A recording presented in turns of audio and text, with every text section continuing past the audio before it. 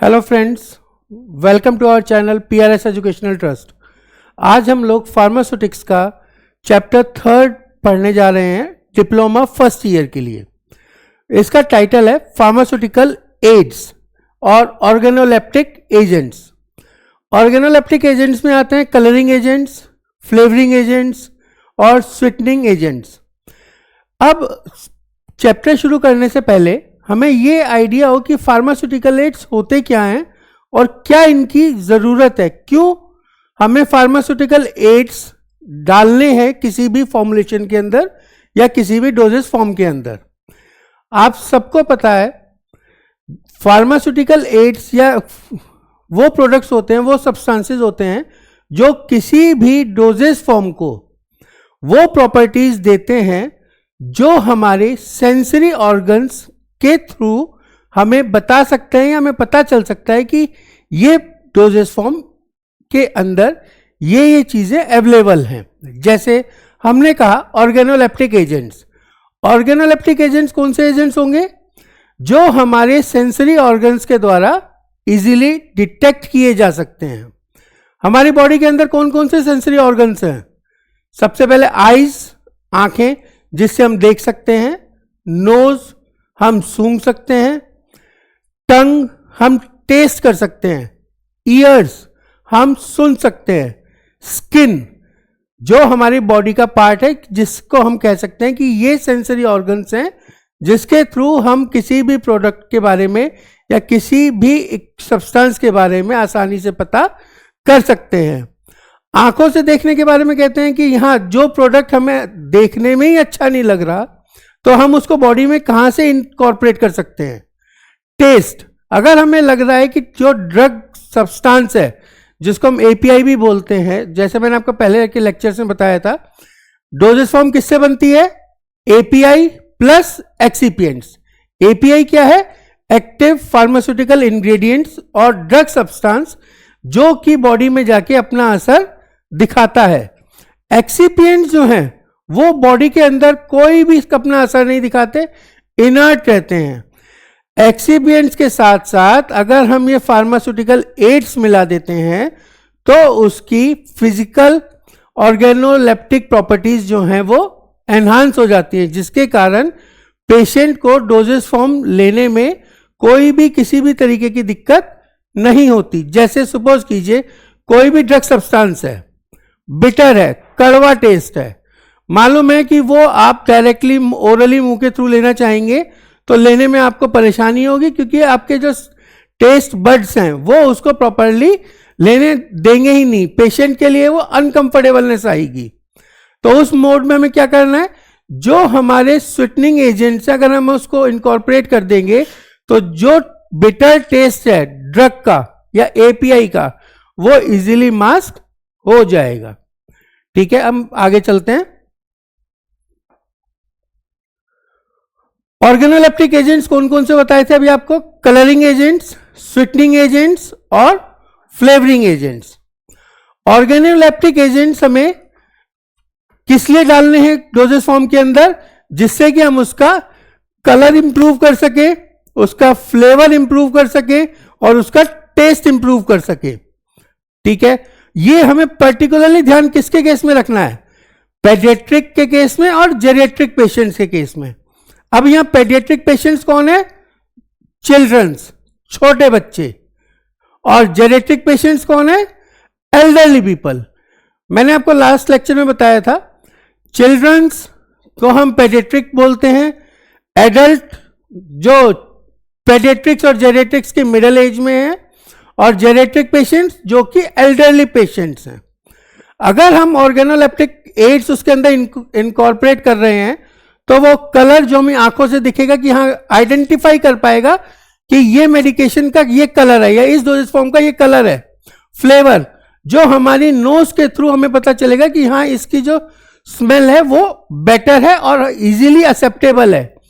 Test हमारे मुंह से पता चलेगा कि भाई वो कड़वा है, खट्टा है, तीखा है, या जनरली ड्रग्स जो होती है वो कड़वी ही होती हैं, उनमें टेस्ट के लिए हम जो भी स्वीटनिंग एजेंट हम यूज करते हैं वो सिर्फ इसीलिए करते हैं जिससे कि वो डोजेस फॉर्म इजीली बॉडी के अंदर इनकॉर्पोरेट कर सके, पेशेंट आराम से उसको ले सके, उसको लेने में किसी भी तरीके की कोई दिक्कत ना हो। फिर हम कहते हैं bitter and acrid taste drugs. Bitter मतलब कड़वी, एक्रिड टेस्ट जैसे आप लोगों ने स्मेल में देखा हो अदरक, ठीक है, अदरक का टेस्ट जो होता है वो एक्रिड होता है। आपका लहसुन, उसका भी टेस्ट एक्रिड टेस्ट में काउंट होता है। इस तरीके के जो टेस्ट हैं, या तो कड़वा या फिर इस तरीके के टेस्ट जो एक्रिड टेस्ट है, उनको हम पेशेंट को देने से बचा सकते हैं by adding the sweetening agents.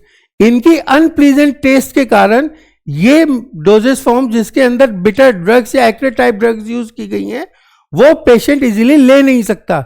जब पेशेंट उसको ले नहीं पा रहा है तो अपना असर जाके बॉडी में ड्रग कैसे रिप्रेजेंट करेगी, ठीक है। तो वहां पे हम स्वीटनिंग एजेंट्स को ऐड करके हम कह सकते हैं कि हाँ, अब ये ड्रग का जो टेस्ट है वो मास्क हो गया है और पेशेंट आसानी से उसको इनकॉर्पोरेट कर सकता है। फिर ऑर्गेनोलेप्टिक सब्सटेंसेस क्या होते हैं, वो अपीयरेंस को प्रमोट करते हैं। अपीयरेंस मतलब जो हमारी आंखों से दिखता है उनको एलिगेंस प्रॉपर्टीज प्रोवाइड करते हैं, उनको शो प्रोवाइड करते हैं जिससे भी पेशेंट को इनकंफर्टेबलनेस ना हो, ठीक है। उस अपीयरेंस से क्या होगा, जो डोजेस फॉर्म है वो इजीली पेशेंट के लिए एक्सेप्टेबल होगी कि हाँ, हम इन डोज को या इस डोजेस फॉर्म को आसानी से ले सकते हैं। Colouring agents. कलरिंग एजेंट्स क्या होते हैं, कलरिंग एजेंट्स फॉर्मुलेशन के अंदर या डोजेस फॉर्म के अंदर ऐड किए जाते हैं जिससे कि उसकी अपीयरेंस या डोजेस फॉर्म की जो लुक है या वो एलिगेंस फॉर्म में रिप्रेजेंट हो। एलिगेंस मतलब अच्छी फॉर्म में दिखाई दे। तो उस चीज को मैनेज करने के लिए वहां पे क्या यूज किया जाता है, कलरिंग एजेंट्स। कलर्स क्या करता है, किसी भी मैन्युफैक्चरर को जब कोई भी ड्रग प्रोडक्ट या डोजेस फॉर्म मैन्युफैक्चर हो रही होती है या उसका प्रोडक्शन प्रोसेस चल रहा होता है, तो वो उसको हेल्प करता है कि किसी भी तरीके से डिफरेंट कलर से डिफरेंट आइडेंटिफिकेशन प्रोवाइड कर सकता है। आइडेंटिफिकेशन में कुछ लोग ऐसे होंगे जो पेशेंट्स की कंसिडरेशन में जिनको ये नहीं मालूम है कि उसका सॉल्ट फॉर्म क्या है, उसके अंदर क्या है, ड्रग का नाम भी जो नहीं पढ़ पाते हैं, तो वो किससे आइडेंटिफाई करते हैं, उसके कलर से, ठीक है। डिफरेंट कलर का मतलब है एक कलर दूसरी दवाई के कलर से उसको आइडेंटिफाई करके अलग करता है कि हाँ, ये दूसरी कलर की दवाई है तो इसके अंदर दूसरा ड्रग अवेलेबल है, ये दूसरे कलर की दवाई है तो इसके अंदर दूसरा ड्रग अवेलेबल है, ठीक है। कलरिंग एजेंट्स जो हैं वो सॉल्युबल भी हो सकते हैं, किसके अंदर, सॉल्वेंट के अंदर। जब भी हम कभी लिक्विड डोजेस फॉर्म की बात कर रहे हैं जब भी हम कभी लिक्विड डोजेस फॉर्म की बात कर रहे हैं तो आपको मालूम है लिक्विड डोजेस फॉर्म के अंदर जो व्हीकल है वो क्या है, सॉल्वेंट है। अगर जो कलर आप यूज कर रहे हो फॉर्मुलेशन के टाइम पे वो जरूरी नहीं है कि उसके अंदर सॉल्युबल हो और जरूरी नहीं है कि वो उसके अंदर सॉल्युबल ना हो। अगर तो ड्रग उसके कलर जो हम यूज कर रहे हैं वो उसके अंदर सॉल्युबल है तो कोई दिक्कत है ही नहीं, आराम से डोजेस फॉर्म के अंदर वो कलर रिप्रेजेंट हो जाएगा क्योंकि वो उसमें सॉल्युबलाइज्ड है। अगर वो सॉल्युबल नहीं है तो वो इनसॉल्युबल है तो क्या करेगा, वो व्हीकल के अंदर सस्पेंडेड फॉर्म में रहेगा, ठीक है। जितने भी कलरिंग एजेंट्स हैं जो कि फार्मास्यूटिकल फॉर्मुलेशंस में यूज किए जाते हैं वो सर्टिफाइड होने चाहिए, किससे, एफडीए से, ठीक है। एफडीए क्या है, फूड एंड ड्रग एडमिनिस्ट्रेशन, ठीक है। एफडीए कहां पे यूज होता है, किस कंट्री से वर्ड आया है एफडीए, यूएस से। और दूसरा क्या है, ड्रग एंड कॉस्मेटिक एक्ट 1940। ये डीएनसी एक्ट क्या है, जब आप फार्मास्यूटिकल ज्यूरिस्प्रूडेंस पढ़ेंगे उसके अंदर different drug and cosmetic acts mentioned है, different rules and regulations mentioned है इंडिया में कि हम किस तरीके के कलरिंग एजेंट्स यूज कर सकते हैं, किस तरीके की ड्रग्स यूज हो सकती हैं, कौन कौन से स्वीटनिंग एजेंट्स हैं जो यूज किए जा सकते हैं, कौन से कलरिंग एजेंट्स हैं जो कौन से कलर्स हैं जो हम यूज कर सकते हैं। वो सारी की सारी चीजें ड्रग एंड कॉस्मेटिक एक्ट के अंदर मेंशन्ड है। ठीक है, ड्रग एंड कॉस्मेटिक एक्ट आया था 1940 के अंदर। ठीक है, ज्यूरिस्प्रूडेंस के अंदर जैसे हम लोग कहते हैं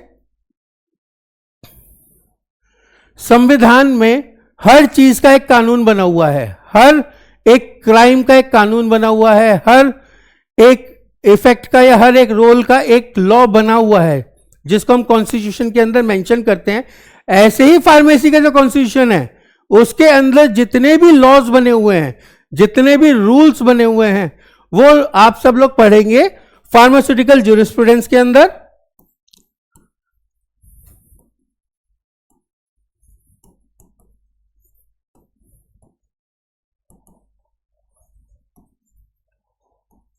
इसके अंदर सब कुछ मेंशन्ड है कि कौन सा कलर कितने क्वांटिटी में यूज होगा, कितनी क्वांटिटी में हम स्वीटनिंग एजेंट्स यूज कर सकते हैं। ये सारी कैलकुलेशंस और जितने भी लॉज जिसमें मेंशन्ड हैं कि हमें क्या क्या यूज कर सकते हैं और कितने कितनी क्वांटिटी में यूज कर सकते हैं, कितने कम से कम में उसका काम चले और कितने ज्यादा से ज्यादा हम यूज करने की कैपेसिटी में आ सकते हैं। डीएनसी का यह मतलब है drug and cosmetic act.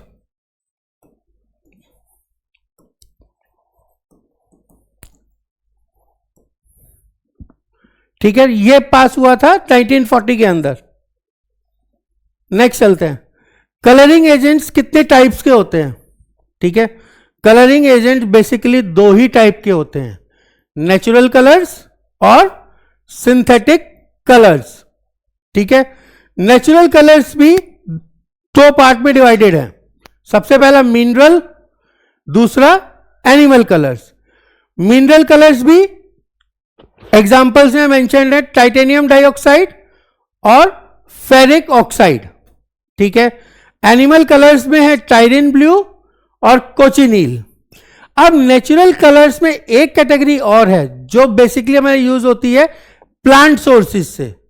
Plant sources में दो आते हैं, इंडिगो और बीटा कैरोटीन। सिंथेटिक कलर्स में तीन दिए हुए हैं, कैरामल, कोलता डाइज और लेक डाइज। अब one by one in colouring agents को आगे बढ़ने जा रहे हैं। नेचुरल कलर्स, अभी मैंने आपको बताया था नेचुरल कलर्स हमें तीन सोर्सेज से मिल रहे हैं, मिनरल्स, प्लांट्स और एनिमल्स। मिनरल्स में कौन से हैं? मिनरल्स के केस में टाइटेनियम डाइऑक्साइड और फेरिक ऑक्साइड। अब मिनरल्स क्या है? ये एक पिगमेंट की फॉर्म में मिलता है। ठीक है, ये एक पिगमेंट की फॉर्म में मिलता है और ये लोशंस, कॉस्मेटिक्स, ठीक है, और इंटरनल और एक्सटर्नल यूज के लिए जो प्रिपरेशन है उसको बनाने के काम में आता है।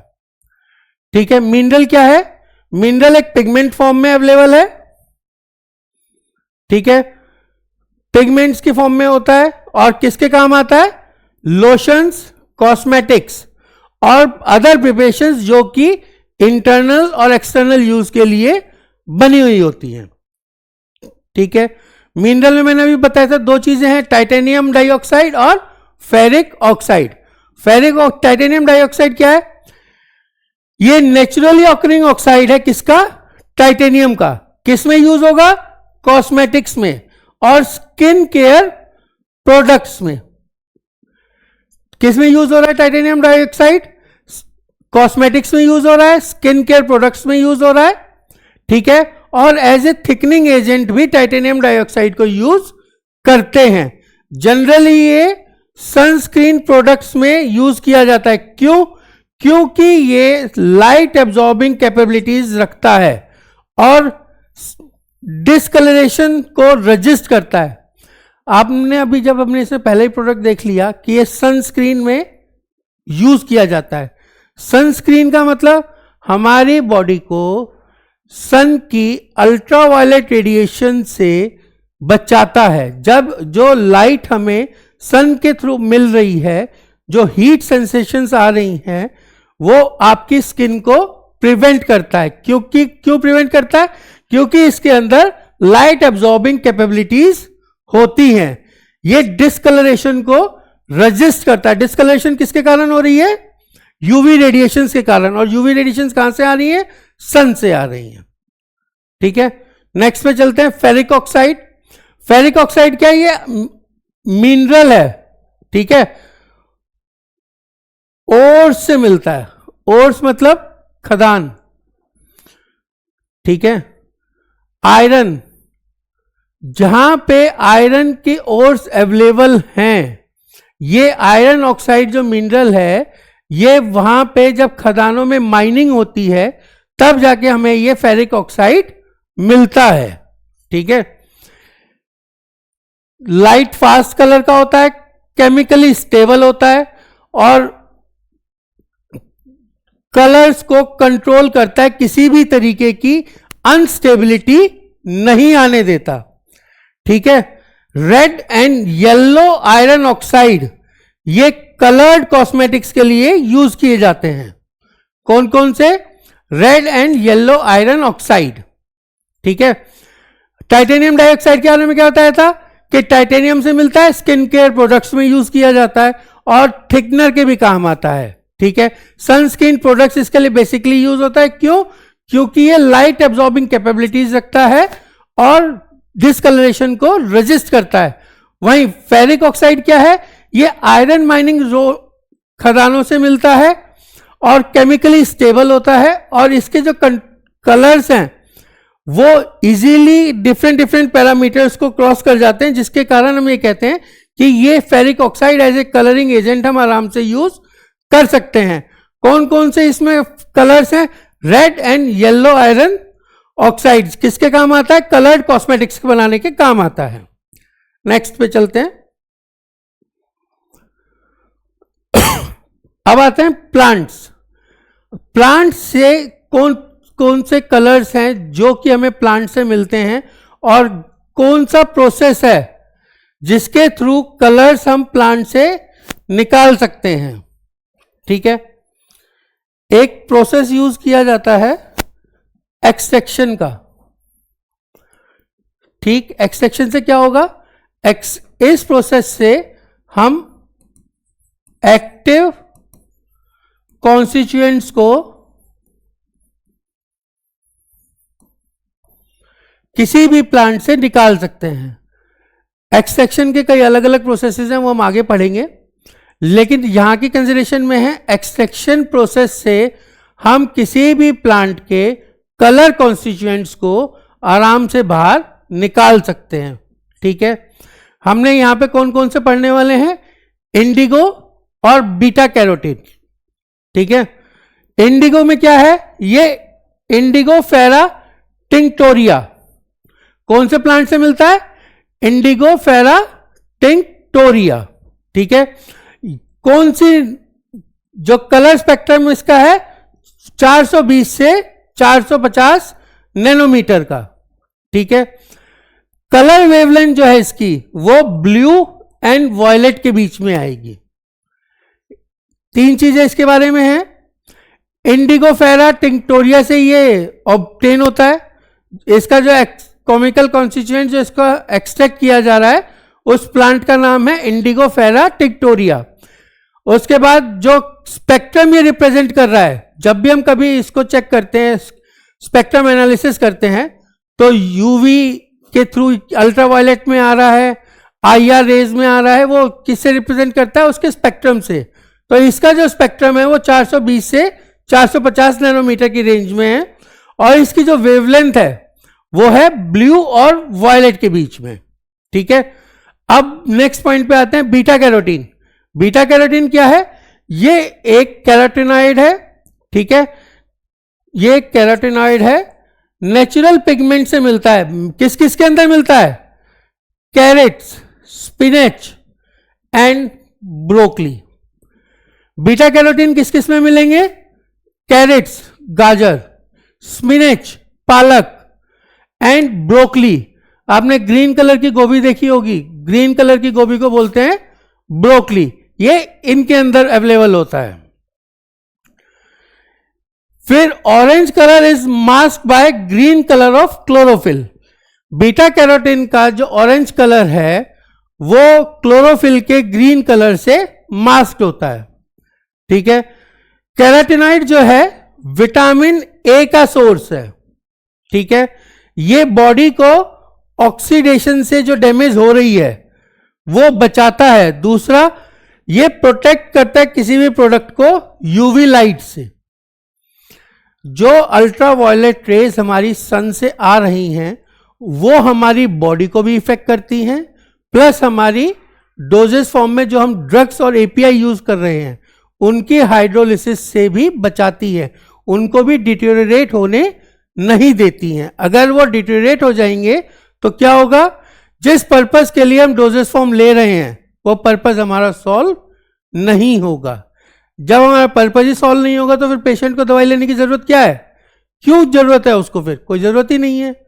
तो बीटा कैरोटीन जो यूज किया जाता है वो विटामिन ए का सोर्स भी है और प्रोडक्ट्स को यूवी लाइट से बचाता भी है और ऑक्सीडेशन प्रोसेस से जो बॉडी डिटेरियोरेट हो रही है उससे भी उसको प्रिवेंट करने में ये हेल्प करता है। अब एनिमल कलर्स क्या हैं, जो हमें एनिमल सोर्स से मिल रहे हैं। ठीक है, एनिमल सोर्स में दो कलर्स कौन कौन से हैं, टायरिन ब्लू और कोचिनील। ठीक है, टायरिन ब्लू में क्या है, टायरिन ब्लू मिलता है हमें स्नेल से, ग्लैंड ऑफ स्नेल्स। ठीक है, ये कलरलेस सिक्रीशन है, किससे मिलेगा, स्नेल्स। स्नेल्स क्या होते हैं, स्नेल्स आपने देखे होंगे, शंख के अंदर जो कीड़े होते हैं जो जनरली आपको सी बीचेस में मिलते हैं, उन सिप्पियों में जो कीड़े निकलते हैं उनके जो ग्लैंड से जो लिक्विड सिक्रीशन हो रहा है उससे ये कलर एक्सट्रैक्ट आउट होता है, जिसको बोलते हैं टायरिन ब्लू। ठीक है, अब कोचिनील क्या है, ये कोकस कैक्टस से मिलता है। ठीक है, और इसका कार्बनिक एसिड में रेड कलर इस पे निकलता है। किससे मिल रहा है ये, कोकस कैक्टस। ठीक है, कौन सा कलर है, रेड कलर है। ठीक है, रेड कलर को, ये रेड कलर किस लिए, क्योंकि ये कार्बनिक एसिड भी कहते हैं इसको।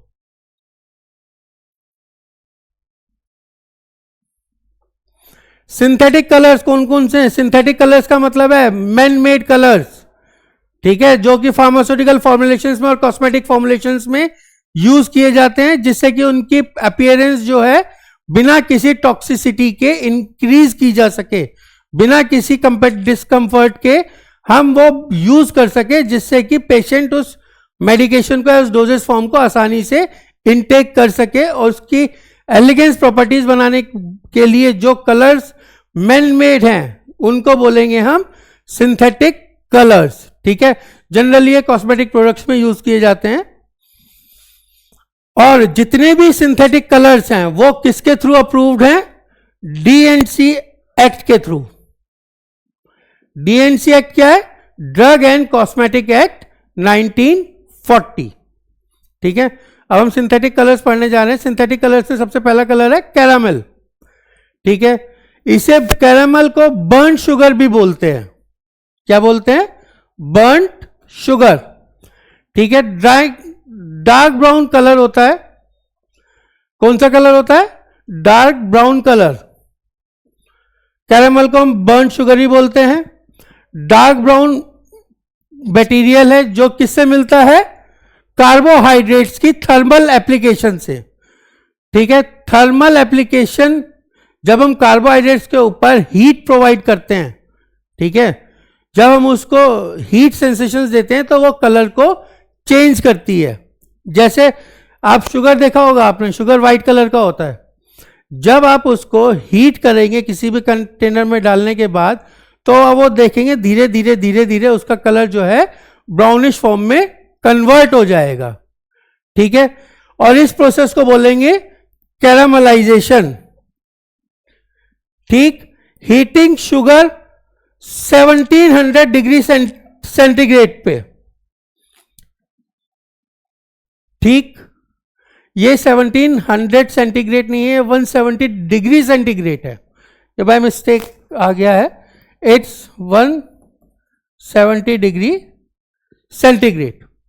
ठीक है, कैरामलाइजेशन प्रोसेस के अंदर जब हम शुगर को कॉन्टिन्यूअस हीट देंगे धीरे धीरे, कितना, 170 डिग्री सेंटीग्रेड तक या 340 डिग्री फ़ारेनहाइट तक। यहां पे भी 340 डिग्री है।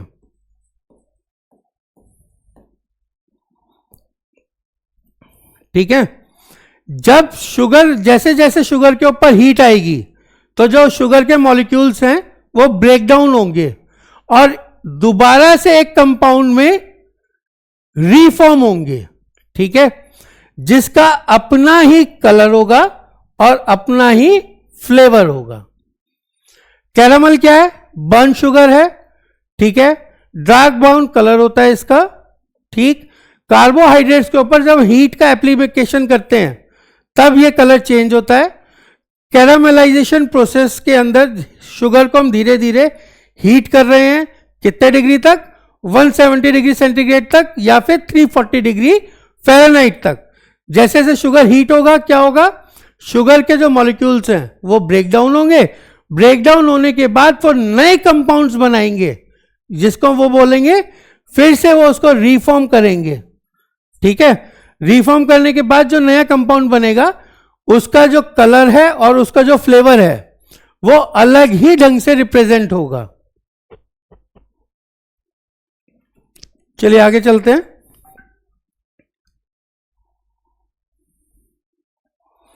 कोलतार डाइज, कोलतार क्या है? दीज आर मोस्टली एरोमेटिक एजोडाइज, ठीक है।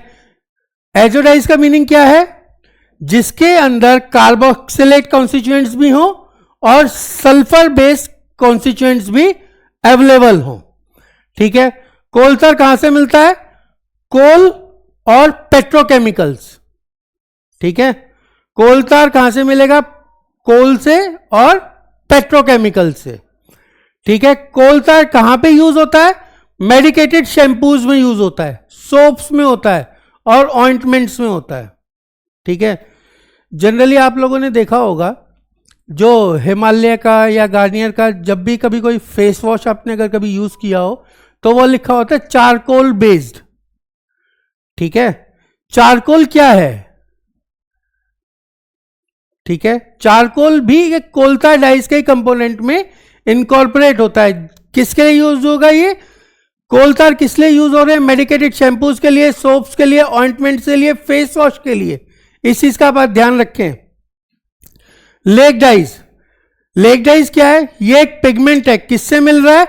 जब कोई भी डाई मेटालिक सॉल्ट्स के साथ मिलकर रिएक्शन करेगी, कौन सा प्रोसेस होगा?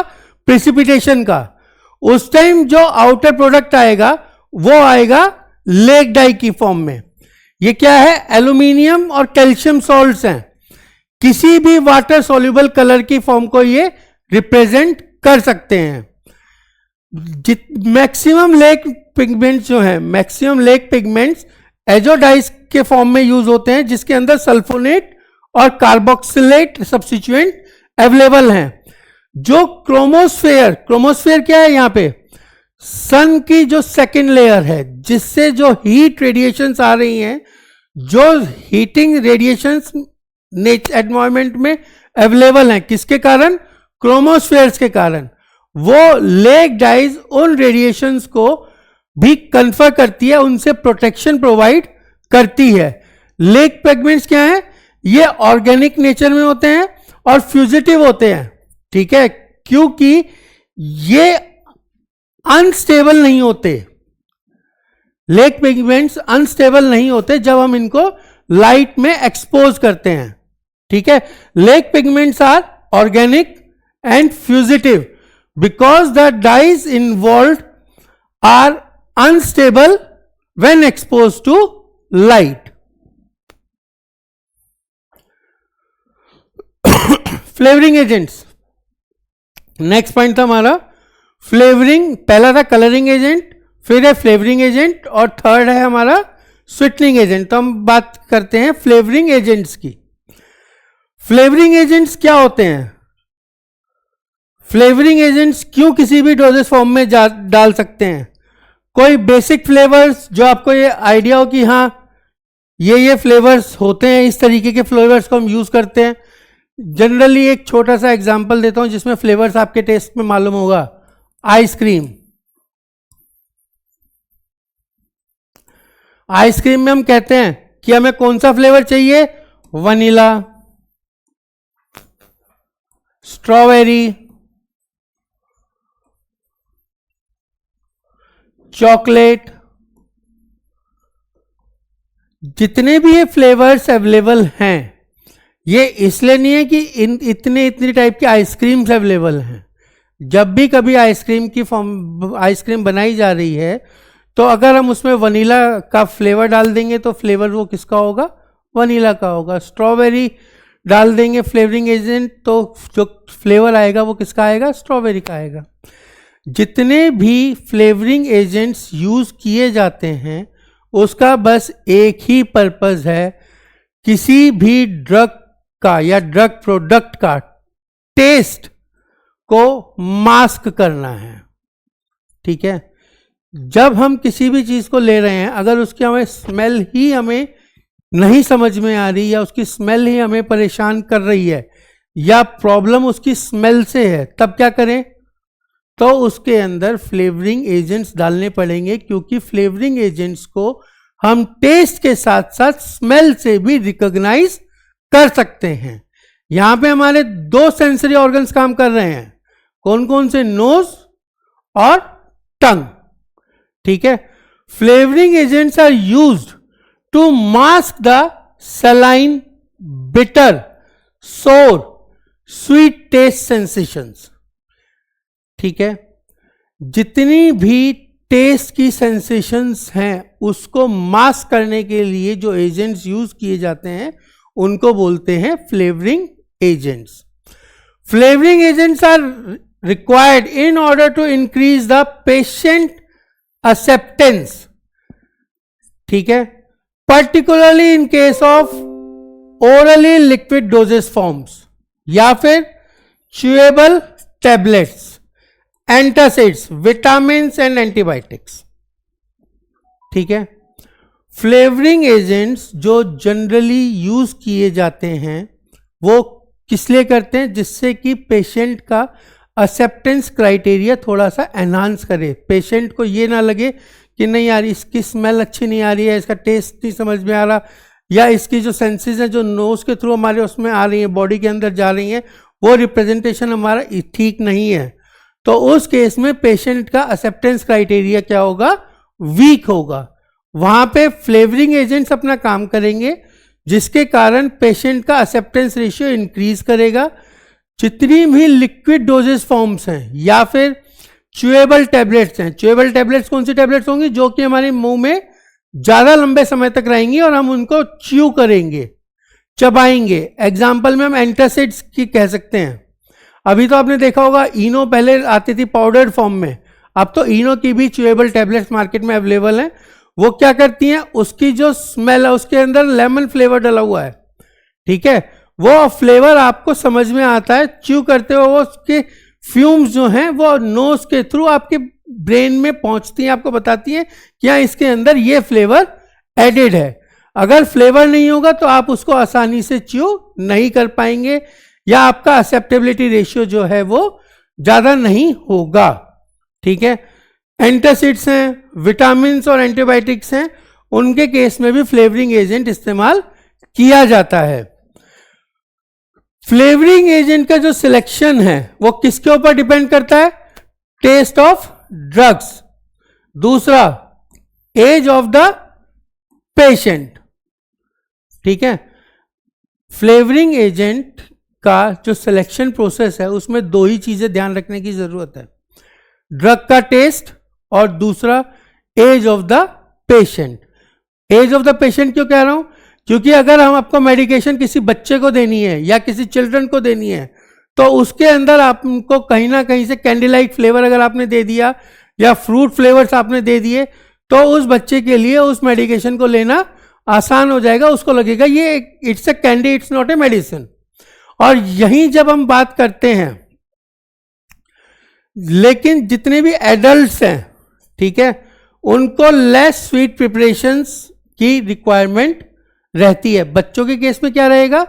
फ्लेवर्ड मिले, उनको स्वीट मिले तो वो इजीली एक्सेप्टेबल है। लेकिन जब एडल्ट्स की बात करें या जेनेटिक पेशेंट्स की बात करें, उनको स्वीट और रिक्वायरमेंट नहीं है। ठीक, कुछ फ्लेवरिंग एजेंट्स जो होते हैं वो पर्टिकुलरली मास्क करते हैं टेस्ट को। ठीक है, जैसे कोकोआ फ्लेवर है, बिटर ड्रग के टेस्ट को मास्क करने के लिए यूज किया जाता है। सिट्रस फ्लेवर है, ठीक है, वो सोर और एसिड टेस्ट को मास्क करने के लिए यूज किया जाता है। सिनेमन, ऑरेंज, रास्पबेरी फ्लेवर, ये सलाइन टेस्ट के लिए यूज किए जाते हैं। आप एक बार इसको नोट करना चाहें तो कर लें।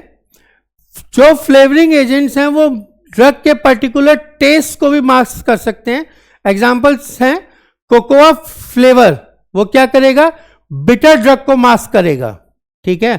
सिट्रस फ्लेवर, वो सोर टेस्ट को और एसिडिक टेस्ट ऑफ ड्रग्स को मास्क करेगा। Cinnamon, orange and Raspberry flavour, ये किसको मास्क करेंगी, सलाइन टेस्ट को। बिटर माने कड़वा, सोर और एसिडिक मतलब खट्टा और कुछ अकबका सा, और सलाइन मतलब नमकीन, ठीक है। जो च्यूएबल टैबलेट्स हैं और एफरवेसेंट टैबलेट्स हैं, च्यूएबल और एफरवेसेंट टैबलेट्स, च्यूएबल क्योंकि ज्यादा समय तक मुंह में रहेगा, एफरवेसेंट जब आप उसको लिक्विड में मिलाएंगे तो कार्बन डाइऑक्साइड जब उस वाटर्स के अंदर उस रिलीज होगा, तो जब आप उसको पिएंगे, अगर वो फ्लेवर आपके टेस्ट का नहीं होगा तो आप उसको इजीली इनटेक नहीं कर पाएंगे। और च्यूएबल टैबलेट्स और एफरवेसेंट टैबलेट्स के अंदर इनको जो यूज किया गया है जिससे कि पेशेंट का एक्सेप्टेंस क्राइटेरिया एनहांस हो जाए कि हाँ अब इसको लेने में हमें कोई भी किसी भी तरीके की दिक्कत नहीं है।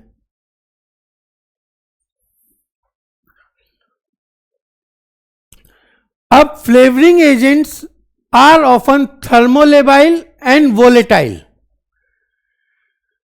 जो फ्लेवरिंग एजेंट्स होते हैं, सबसे पहला थर्मोलेबाइल, ठीक है। थर्मोलेबाइल का मतलब हीट सेंसिटिव। अगर आपकी फॉर्मुलेशन जब हॉट है या उसमें टेम्परेचर ज्यादा है तो उस केस में जितने भी फ्लेवरिंग एजेंट्स हैं वो वहां से भाप बन के उड़ जाएंगे। क्यों? क्योंकि उनकी वोलेटाइल कैरेक्टरिस्टिक्स भी हैं, ठीक है। इसीलिए जब फ्लेवरिंग एजेंट को डालने से पहले इस चीज का ध्यान रखना बहुत जरूरी है कि जो डोजेस फॉर्म या जो फॉर्मुलेशन में आप उसको यूज कर रहे हो वो हीटेड तो नहीं है, मतलब गर्म तो नहीं है। अगर वो गर्म होगी तो वो वहां पे फ्लेवरिंग एजेंट नहीं यूज किया जा सकता। क्यों? क्योंकि वो थर्मोलेबाइल नेचर के होते हैं, हीट सेंसिटिव होते हैं, उनको हीट नहीं समझ में आती है, नहीं उनसे हीट का प्रोविजन फॉलो हो पाता।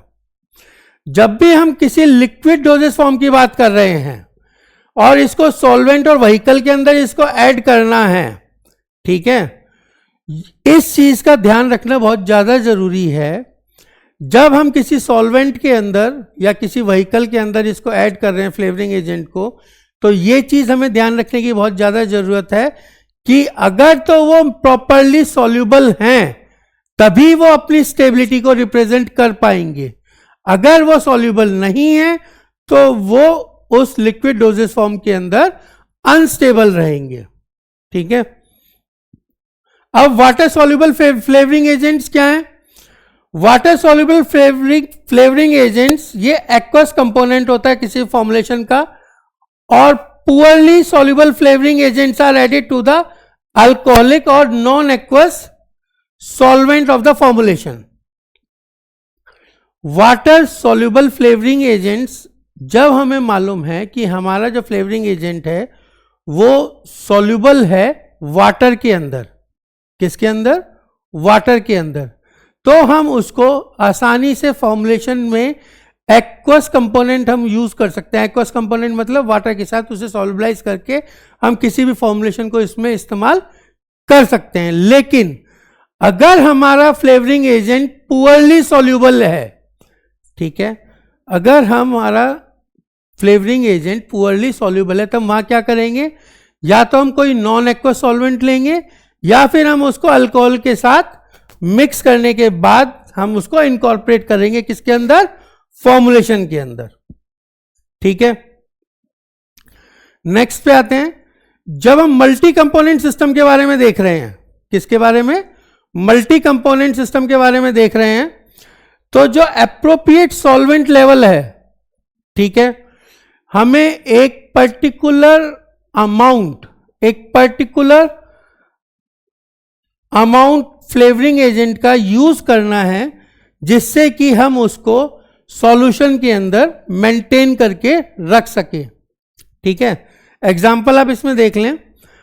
Volatile oils such as cocoa, citrus, cinnamon, orange, raspberry, clove, fennel, wintergreen oil, rose, jasmine, lavender, ये जितने भी हैं ये सारे के सारे एज ए फ्लेवर्स यूज किए जाते हैं। लेकिन इस चीज का, एक चीज का ध्यान रखने की इसमें कंपोनेंट की जरूरत है कि इसकी जो कंसंट्रेशन है फ्लेवरिंग एजेंट की जो परमिसिबल कंसंट्रेशन है 0.5% टू 0.75% है। हम जितने भी फ्लेवरिंग एजेंट्स जो इसमें अभी मेंशन है एग्जांपल्स में, उनकी जो स्ट्रेंथ है हम 0.5 से लेके 0.75 तक ही हम उसको यूज कर सकते हैं। उससे ज्यादा ड्रग एंड कॉस्मेटिक एक्ट में फ्लेवरिंग एजेंट्स की स्ट्रेंथ को परमिशन नहीं दी हुई है। ठीक है, और जनरली ये जो स्टोर्ड होंगे 15 to 30 डिग्री सेंटीग्रेड है ये। ठीक है, और relative humidity 45%।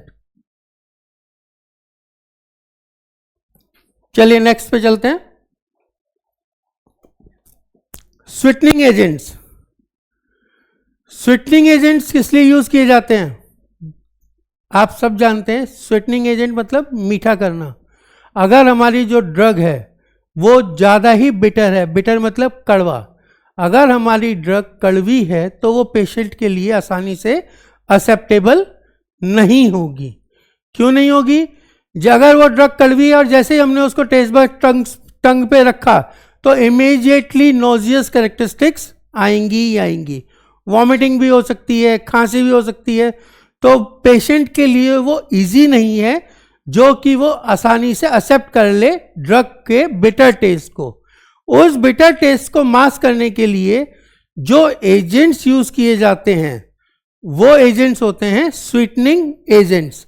Sweetening agents are used to impart sweet taste to the bitter pharmaceutical formulation. अगर फार्मास्यूटिकल फॉर्मुलेशन कड़वी है तो वहां पे स्वीटनिंग एजेंट यूज करने ही पड़ेंगे जिससे कि उसके बिटर इफेक्ट को वो कम कर सके। ठीक है, these agents need to be dissolved. इनको डिजॉल्व करने की जरूरत है जब हम इसको सॉल्यूशन फॉर्म में यूज कर रहे हैं या ये स्लाइवा में डिजॉल्व हो जाए। डिजॉल्व मतलब घुलना।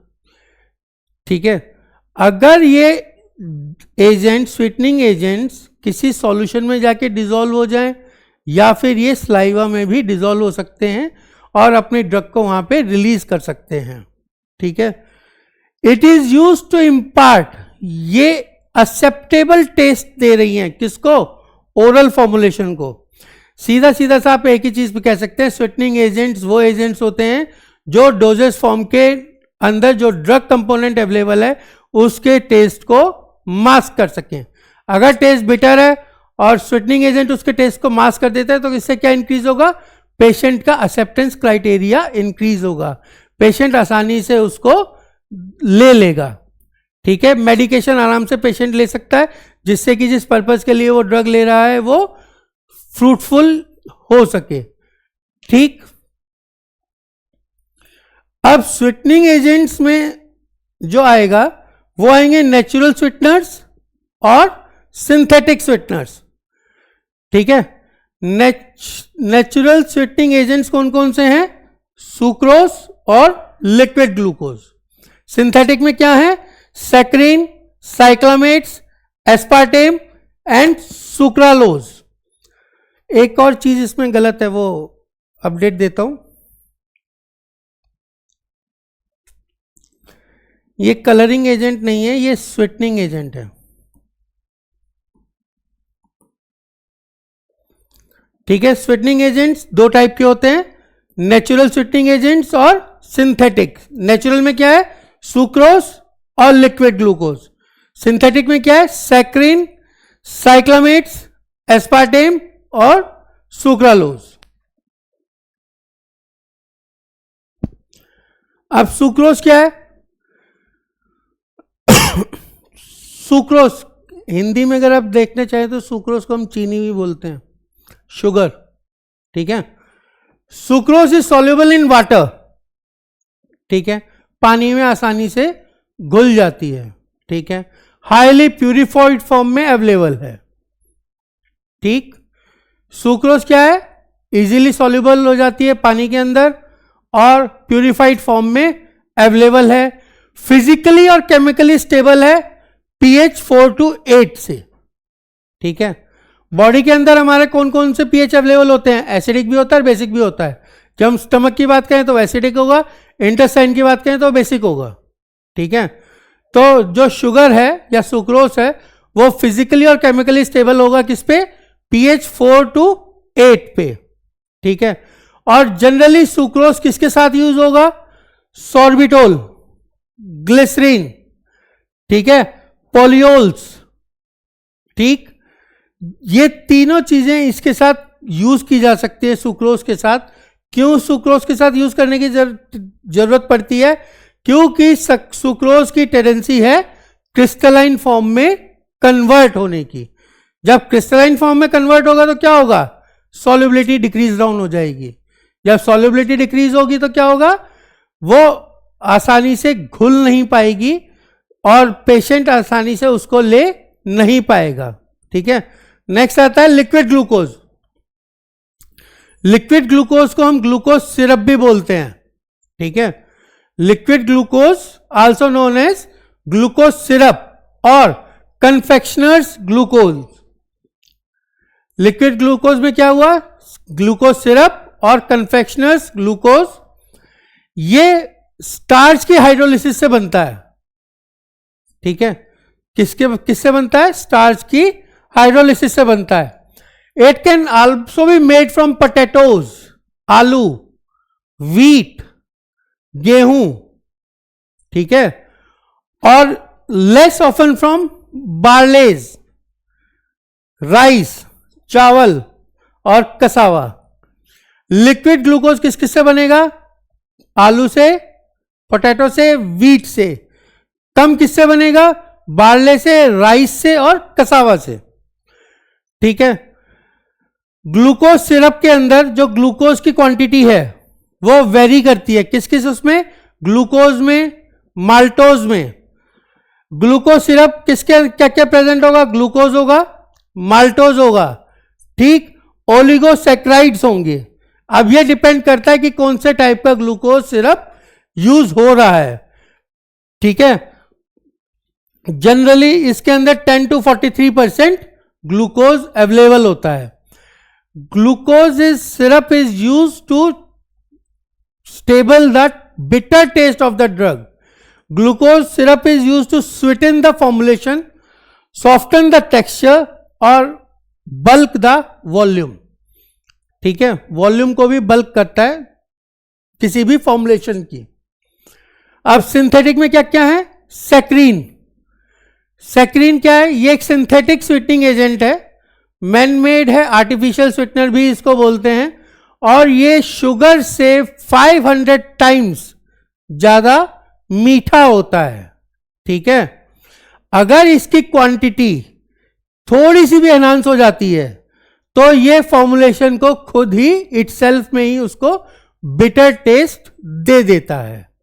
ठीक है, ये सोडियम सैक्रीन और कैल्शियम सैक्रीन की फॉर्म में अवेलेबल होता है। इसका एक सबसे बड़ी प्रॉब्लम है, इसकी सबसे बड़ी लिमिटेशन है, वो है ये कार्सिनोजेनिक प्रॉपर्टीज को प्रोड्यूस करता है। इसकी मेन लिमिटेशन क्या है?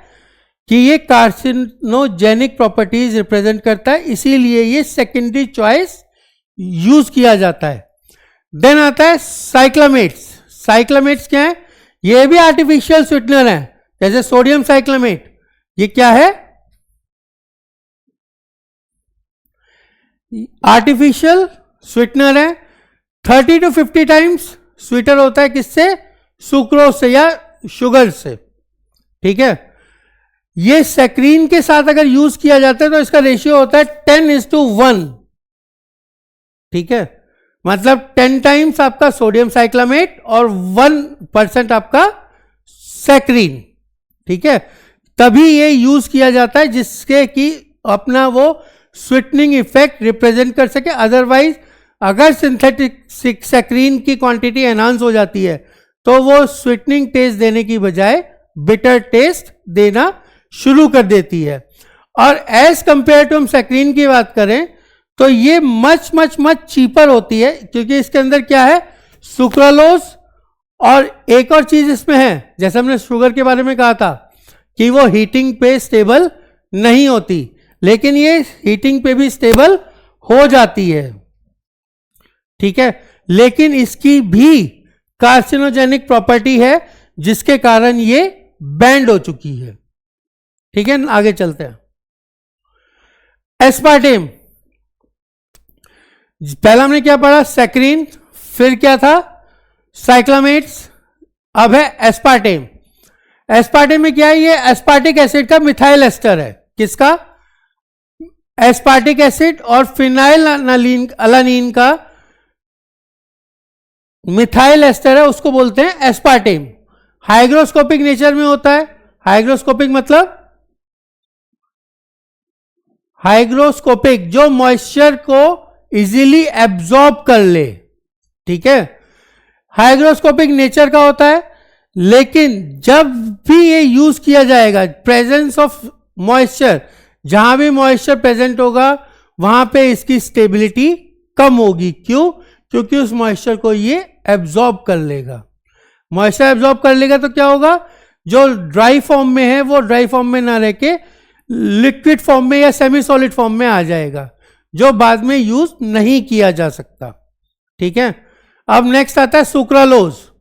सुक्रालोज क्या है, non nutritive non caloric sweetener है। इसमें कोई भी न्यूट्रिशन वैल्यू नहीं है, कोई भी कैलोरी नहीं है, ठीक है। ये 1000 टाइम्स 320 से लेके 1000 टाइम्स से स्वीटर होता है सुक्रोज से, ठीक है। सैक्रीन से ये दुगना मीठा होता है। एस्पार्टेम से ये 3 टाइम ज्यादा मीठा होता है। क्या चीज, सुक्रालोज। ये स्टेबल होगा हीट में भी, ठीक है।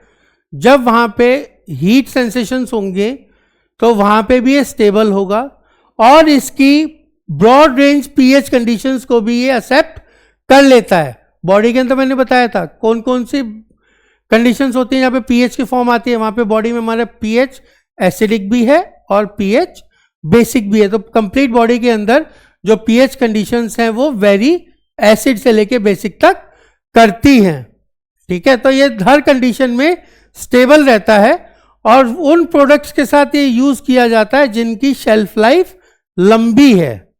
शेल्फ लाइफ लंबी है होने का मतलब कि उनका एक्सपायरी डेट में टाइम है। उस जगह जब हम इसको यूज करेंगे वहां पे sucralose as a sweetening agent use किया जा सकता है, ठीक है। It is a sweetener of choice. Sucralose जो है वो फेवरेबल चॉइस है स्वीटनिंग एजेंट को यूज करने की। क्यों, क्योंकि सबसे पहली चीज कैलोरी लो है, कोई भी न्यूट्रिशन वैल्यू नहीं है, हाई डिग्री ऑफ स्वीटनेस, बहुत एक्सेसिव मीठा है, सैक्रीन से भी, सुक्रा ग्लूकोज से भी, एस्पार्टेम से भी। कैलोरी नहीं है, स्टेबल है, और हर चीज की सेफ्टी ये रिप्रोड्यूस करता है।